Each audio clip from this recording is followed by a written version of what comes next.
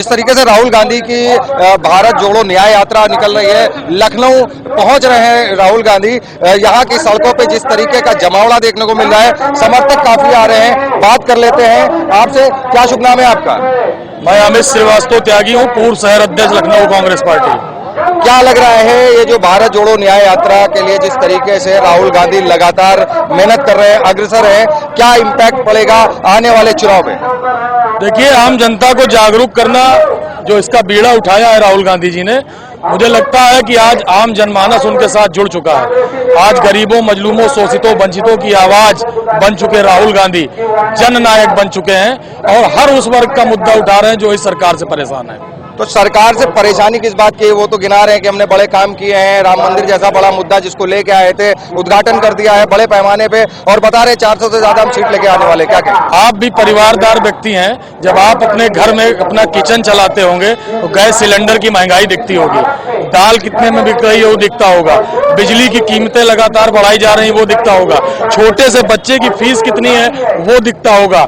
आज पूरा देश परेशान है, बेरोजगारी से, भुखमरी से, महंगाई से त्रस्त हो गई है जनता को करोड़ों नौकरी देने के नाम पे ठग लिया। आपने देखा होगा, कोई भी इम्तिहान होता है 4 दिन बाद अखबार में आता है पर्चा लीक हो गया। नौजवानों के भविष्य के साथ खिलवाड़ करने का काम कर रहे हैं। इसमें यह भी बताया गया है कि जो पर्चा लीक की जो अफवाह थी वो खाली अफवाह थी, ऐसा कुछ नहीं हुआ है। पहले तमाम बार पर्चा लीक हो चुके हैं। अच्छा, आपके ही माध्यम से देखने को मिला है। विषय ये है कि जो काम जनता के हित में होने चाहिए थे, जिन वादों पे सरकार बनी थी, 1 करोड़ रोजगार की बात की गई थी, क्या दिया गया है? इस लखनऊ में आप जहां खड़े हैं, यहाँ कितनी फैक्ट्रियां लगा दी भारतीय जनता पार्टी ने? मैं अगर इस लखनऊ की बात करूं, 4 फैक्ट्रियां लगाई गई बड़ी बड़ी जो कांग्रेस के शासनकाल में, चाहे आप ट्रान की बात करें, चाहे स्कूटर इंडिया की बात करें, चाहे HL की बात करें, चाहे टेल्को की बात करें। मैं गलत कह रहा हूं तो बताइए आप, ये सब कांग्रेस के सरकार ने लगवाया। तो अभी मान लीजिए सरकार बदलती है, जिस तरीके का माहौल चल रहा है, जिस तरीके से बता रहे हैं जनता परेशान है, वो सारी चीजों पे जब बात हो रही है, सबसे पहला कदम सत्ता में आने के बाद क्या होगा कांग्रेस? कांग्रेस अपने घोषणा पत्र में जो डिक्लेयर करेगी वो हमारी प्राथमिकता पर होगा। इस गरीब जनता के लिए जितना हम काम कर सकते हैं वो करेंगे। जो हमने पहले किया है वो आप इतिहास के पन्नों को उठा करके देख लीजिए। आप देख रहे हैं जिस तरीके से पिछले 70 सालों में कांग्रेस बता रही है कि बहुत काम किया गया है, वहीं दूसरी तरफ ये भी कहा जा रहा है कि जो है वो जो काम है भारतीय जनता पार्टी के वो उतने संतोषजनक नहीं है। हमारे साथ एक वीर जी हैं, बात कर लेते हैं। कहाँ से हैं आप?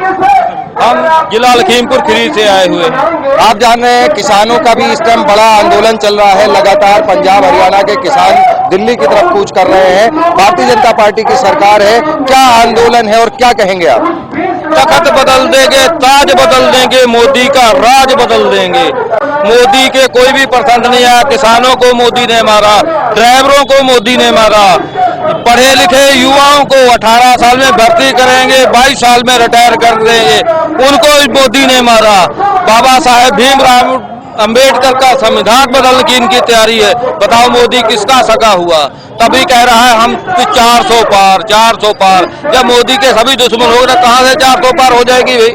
ये आप लोग पत्रकारों ने ही इसको बढ़ावा दिया हुआ है। जो पत्रकार आता है वो यही कहता है मोदी 400 पार, मोदी 400 पार, मोदी 400। अरे कहाँ 400 पार है?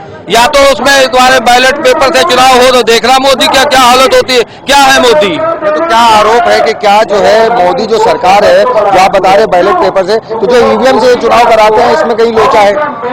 EVM से चुनाव होगा तो मोदी जीत जाएगा, अगर बैलेट पेपर से होगा तो मोदी की जमानत जब्त हो जाएगी। मोदी की जमानत जब्त हो जाएगी। मोदी के पास है क्या? झूठ बोलने के अलावा क्या है? इसने तो 80 करोड़ जनता को गधा राशन दिया। इन्होंने 80 करोड़ जनता को भिखारी बना के रखा हुआ है। आज 5 एकड़ वाला किसान जो है मजूर हो चुका है। आप लोग पत्रकार अगर सुधर जाएं तो मोदी खुद सुधर जाएगा, मगर तुम लोग पत्रकार जो है हम लोगों की बात नहीं मानते हैं। आज हम आपकी बात ही तो लेने आए हैं कि आपकी बात तो जनता तक पहुंचाने का काम कर रही है। तो क्यों नहीं आप लोग पत्रकार किसानों की बात बताते हैं? क्यों नहीं युवाओं की बात बताते हैं? क्यों नहीं ड्राइवर की बात बताते हैं? जो ड्राइवर 10,000 रुपए तनख्वाह ले रहा है वो क्या 7 लाख रुपए जुर्माना दे देगा, 10 साल की सजा? अगर 7 लाख रुपए ही उसके पास होते तो वह ड्राइवरी क्यों करता? ये कोई भूमिका, सबसे ज्यादा भूमिका आप लोगों की है जो मोदी को बुलाने। मोदी मोदी इसमें एक चीज और सामने आई है कि जिस टाइम ड्राइवर वाली जो बात हो रही थी, ड्राइवरों ने जिस तरीके से आंदोलन किया था, उसके बाद जो है जो इनकी यूनिट थी यानी जो इनके एसोसिएशन थी, उन्होंने जाकर के कुछ बात करी और उसके बाद ड्राइवर पैक हो गया, किसी तरह का आंदोलन नहीं हुआ। इस पे क्या कहें? नहीं तो वो तो कानून बन गया है, राष्ट्रपति जी के दस्तखत हो चुके हैं उस पे, वो कभी भी आ सकता है, कभी भी कानून ला सकते हैं। जैसे किसानों के ऊपर उन्होंने कानून थोप दिया और युवाओं के ऊपर थोप दिया। हमें ये तो बताओ 22-18 साल में जो युवा भर्ती होगा वो 22 साल में रिटायर होगा, वो करेगा क्या? भाई आप ही बताइए, आप पत्रकार हैं जो आप हमसे बात पूछते हैं, हम आपसे पूछ रहे हैं कि वो युवा क्या करेगा। तो आप ये बात करनी छोड़िए, किसान की बात जो राहुल गांधी जी कह रहे हैं उस बात को आगे पहुंचाइए। राहुल गांधी वो नेता है, ईमानदार नेता है, जो कहता वो करता है। आज कांग्रेस ने ये कहते हैं 70 साल में कांग्रेस ने किया क्या? मैं बताता हूं कांग्रेस ने क्या क्या। सुई से लेके हवाई जहाज तक कांग्रेस ने बनाया इस देश के लिए। अगर 70 साल तक मोदी इस देश में रह जाता तो ये देश पता नहीं कहां कब का उड़ जाता। तो अभी क्या कहेंगे जिस तरीके से जो है भारतीय जनता पार्टी और ये सरकार ये कह रही है कि हमने राम मंदिर का वादा किया था, दे दिया, उद्घाटन कर दिया, ये एक धर्म की राजनीति को लेकर के जिस तरीके से बात कर रहे हैं, वहीं कह रहे हैं हमने विकास भी बहुत किया है, क्या बोलेंगे इस पे? देखिए, मंदिर, मस्जिद और गुरुद्वारा ये हमारी आस्था है, ये रोजी रोटी तो देते नहीं हमें, हमारी आस्था है। क्योंकि अगर हमारे पास पैसा है तो हम 10 रुपए चंदा दे सकते हैं, आपके पास पैसा है आप 100 रुपए दे सकते हैं, इनके भैया के पास 1 करोड़ रुपया, ये 1 लाख चंदा दे सकते हैं। हमारी आस्था है। अगर 10 रुपए वाला देने वाले भी उसकी आस्था लगी है, 1 करोड़ वाले की भी आस्था उसी पे लगी हुई है।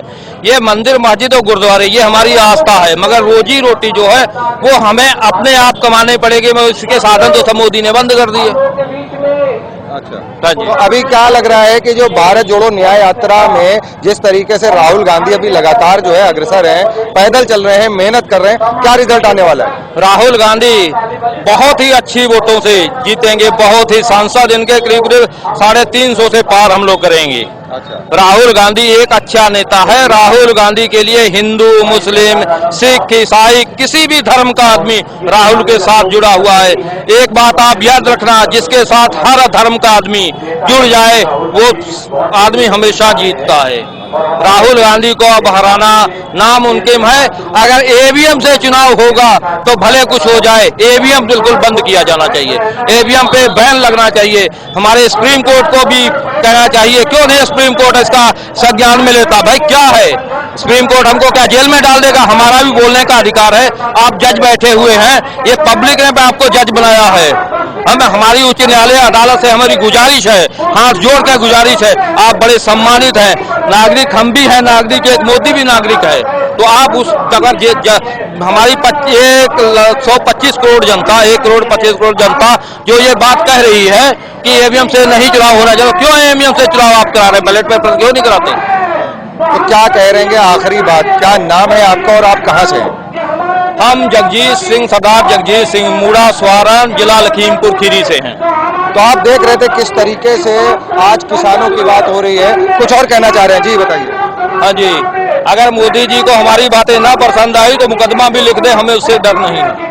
तो आप देख रहे हैं कि अब जनता त्रस्त हो चुकी है। कहा यह जा रहा है कि जिस तरीके से जो है अभी जो है वो किसानों की बात उठाई जा रही है, ईवीएम को बंद करके बैलेट पेपर से चुनाव कराने की बात कही जा रही है, वहीं ये कहा जा रहा है कि राहुल गांधी एक बेहतरीन नेता हैं। जिस तरीके से लोग उनके समर्थन में आ रहे हैं, बहुत भारी भीड़ आप देख रहे होंगे, और इस भीड़ में हमने लोगों से बात की है। मीडिया पे भी बहुत आरोप लगते हैं, हम पे आरोप लगे हैं कि आप जो है वो सही बात नहीं दिखाते हैं, लेकिन ऐसा नहीं है। जनता की बात और जो है वो जनता के बीच जाएगी, शासन प्रशासन को जाएगी, सरकार तक पहुंचेगी और कहीं ना कहीं इस पे अमल होगा। और देखते हैं कि ये लोकसभा चुनाव में कौन सरकार बना के आता है, ये सवाल है। कैमरा पर्सन इरशाद हुसैन के साथ Junaid Pathan, 9 PM news live, Lucknow. 9 PM news, हम दिखाएंगे झूठ को सच का आईना। सच के लिए देखते रहिए 9 PM न्यूज।